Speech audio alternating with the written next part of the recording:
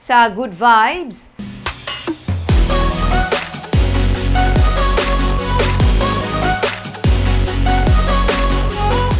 Lalaki nagalibot para mamulot sang plastic sa karsada. May report si Romeo Subaldo.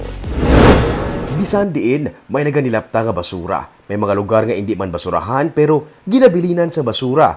Hindi lang ginagmay nga basura kundi sinako-sako pa. Pero may mga tao naman nga nakakita sa oportunidad gikan sa mga ginapamilak nga basura bisan diin lang. Nagabarakin tol sa iabitbit nga sako ang ini nga lalaki samtang nagapanglakaton sa dalan. Kada may malabyan siya nga plastic cups o kung plastic bottles, iya ini nga ginapunduhan, kaginakuha, kaginirekta sa iya nga sako. Las 11 sang aga, nagatag-iti ang init pero nagasigilan siya sa pagpanglakaton. Kada kanto nga may makita siya nga plastic, iya nga ginapunduhan. Siya si Harold Pabon, 47 anyos, adlaw-adlaw, amo siniyang iya nga opisyo. Mamudyot sa plastic para ipakilo sa mga skrapan. Ginabaligyan? Hindi nyo ginabaligyan, no? Ha? Ginapakilo? Pila man naman kwan? Bakanay? 4 pesos. Ang kilo? Anong ginabato nila? Ano? Puro ka pesos ang kilo. Anong klase nga mga plastic ang pwede?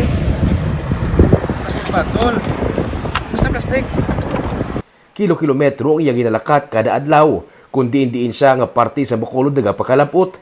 Diri na siya abi nagasalig sang iya pang adlaw-adlaw. Sa kung pila ka kilong iya nga matipon nga plastic, amo man sina ang iya nga income. Gani nagadepende man ang iya nga makuha nga kwarta sa kung ano kabugat sang iya ginabakintol. Istorya ni Harold, nagaisahanon na lang siya sa kabuhi. Kung wala sa obra, sa basura, mayara agid sang kwarta. Amo na napisara mo ng obra no? Ha?